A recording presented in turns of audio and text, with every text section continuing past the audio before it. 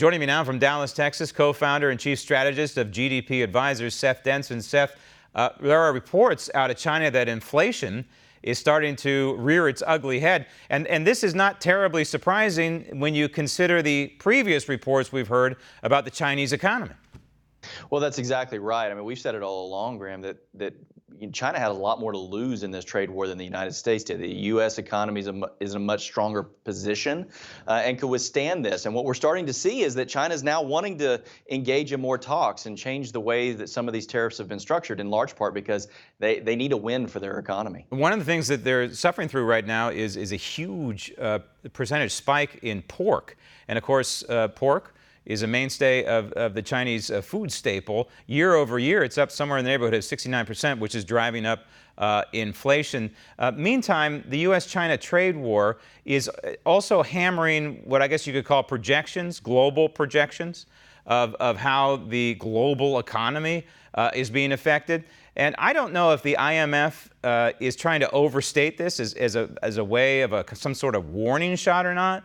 But I really wonder the accuracy of this assessment.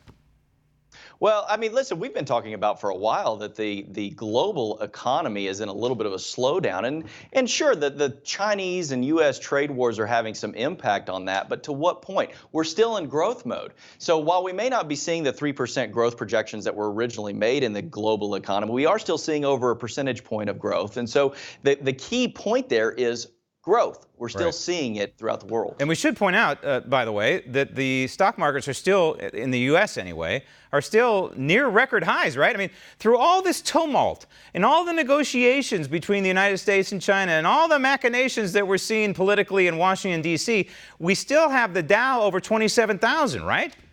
As hard as they try, the mainstream media can't get the market to turn, right?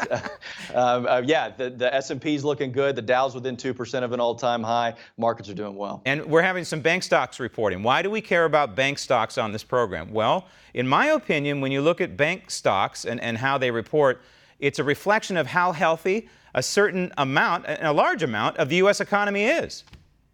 That's exactly right. Listen, it's all tied in. And the financial sector of the United States plays a huge role in the overall financial position of the United States. So they absolutely matter. And bank stocks are coming in, what, right now? We've had a few reporting. How are they reporting? Yeah, J.P. Morgan Chase, for example, is coming in around 3%. So they're doing better than projected. And more to come. Seth, thank you. Want to see more videos like this? Click on the link below and subscribe to One America News on YouTube. And call your cable provider and kindly demand that One America News is added to your lineup. Call and subscribe today.